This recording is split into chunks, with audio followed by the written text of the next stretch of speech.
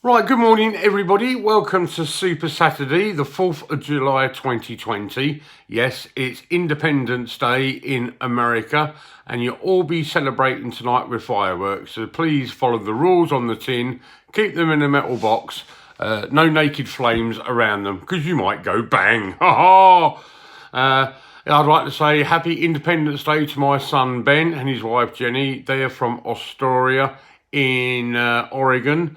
That's where the film The Goonies was filmed. Do you remember that film from way back in the 80s? One of my favourites. So speaking of TV, I was speaking to my mate Gavin the other day, you know, from that other channel, Gav Out and About. Make sure you check him out, give him a thumbs up and a like and subscribe. He's got a competition going at the moment to win a smartwatch. All you've got to do is answer a simple question. Who won the X Factor in 2010? Now, if you get in contact with Gavin via any of his social media streams, you'll be entered into the draw, okay? And you can win that watch. Now, we was talking about repeats on TV, especially ITV. What they're doing, I don't know if you've noticed the pattern. On a Saturday evening, you've got the X Factor, Britain's Got Talent, etc. Well, it's repeated on a Sunday. I can't believe why they keep doing it. Why can't they put some original programmes on the TV? Eh? Come on. Get your act together. Right, bad habits. Have you got a bad habit? Have you? Do you bite your nails? Do you smoke too much? Do you drink too much? Come on, I'd like to know.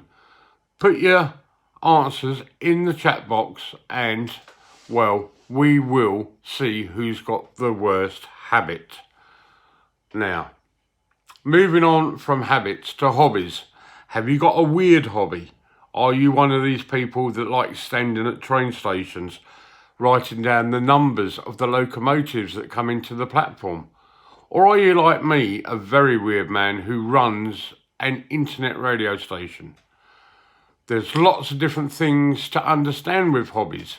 How they work, the depth, I can't even say the word. How deep you want to go with your hobby. I mean, my wife, Tracy, she loves her knitting. When I look at the knitting pattern, I haven't got a clue. I'm completely lost.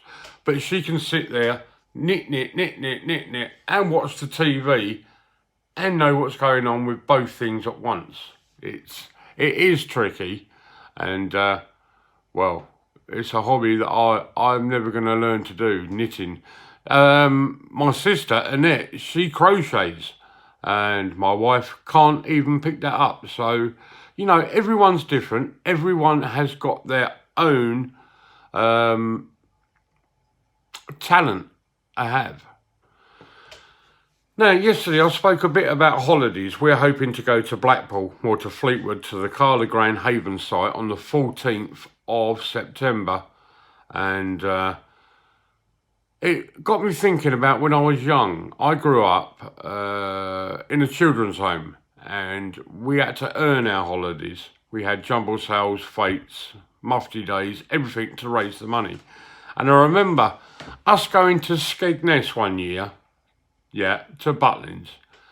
And there was about 3 kids and one auntie or uncle. That was another name for the staff member who stayed in the chalets with us. Now, I'm getting on to thinking about the lovely thing called toast. How do you like your toast? I know people like theirs either half-cooked, full-cooked, burnt. Now, I like mine burnt, and it got me thinking back to this holiday. Somebody had put the toast in and completely forgot about it. And it was black. I mean, absolutely burnt. All I did, plenty of peanut butter on, and it was yummy. And it's one of those memories that stick in my little head here. I mean, there's not a lot that sticks to my head, as you can see. But it's one of those things that I remember. Now, speaking of Fleetwood, well, Cleveley's, there's a fantastic kebab shop there called Main Stop. They do a thing called a chicken tandoori kebab. And I'll tell you what, it's not half bad. I mean, I've got Tracy here with me. What do you think about the tandoori chicken kebab? Really nice. Rather nice. And do they look after us? They do. Yes. If you order so much, you get free chips. Well, you did. And a 1.5 litre bottle of drink. So we're hoping that they actually still do the bits and pieces. Right, we're going to get on to the story of, you know, your teacups and your mugs. What's on yours? Oh, there's a lot of noise coming from there.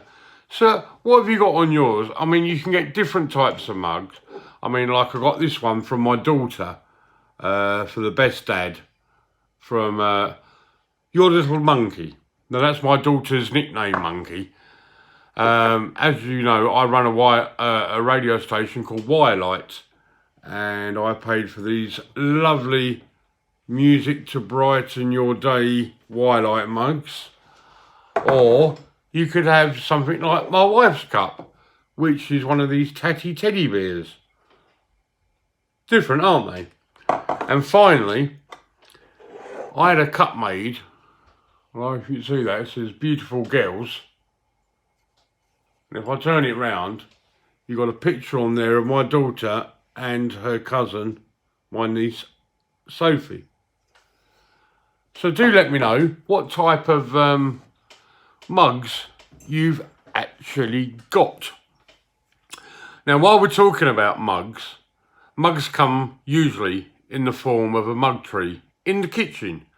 Now, have you got a junk drawer in your kitchen?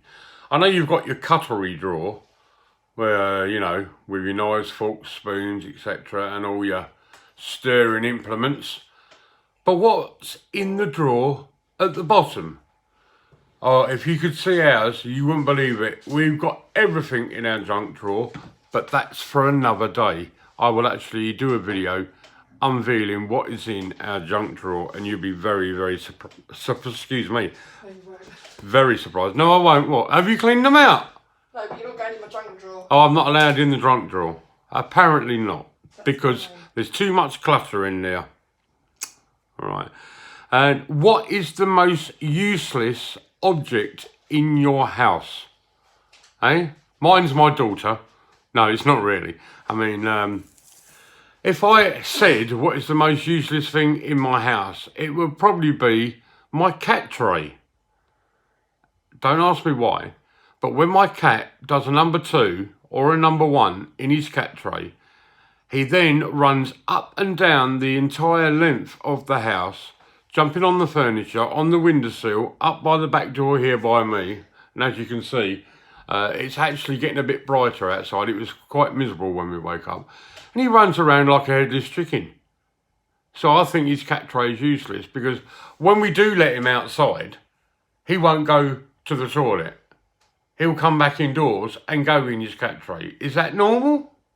I don't know. Anyway, speaking of Blackpool, it's open day in Blackpool today. Everything is opening as far as I'm aware.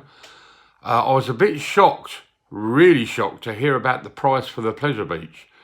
£38 per person if you turn up and try to get a ticket on the door, or £28 if you've managed to secure an online ticket. It's not like it used to be with the old wristbands, where you used to just be able to walk in. You have to actually pay now to get into the Pleasure Beach. And, well, we're quite happy, really, because we didn't go. We should have been going on the 29th of last month until yesterday. We should have been coming home yesterday. But all it did up there this week was rain. Oh, it was horrendous, wasn't it? It was. We use there's a website where you can actually look at the Blackpool webcam. It shines down onto the apron just in front of the tower, and you can see the whole of the sea. And it was rough, windy. Plus, there's no trams running until I think the 19th of this month. So, you know, what can you do? Anyway, whatever you are doing today, be good. Don't go out and get too drunk. Make sure you sign in to the pub or restaurant like you're meant to do. And as I say, look after yourselves and make sure that you obey the social distancing, because we don't really want to go through lockdown again, do we? No? Nah. All right then. Until tomorrow. Bye.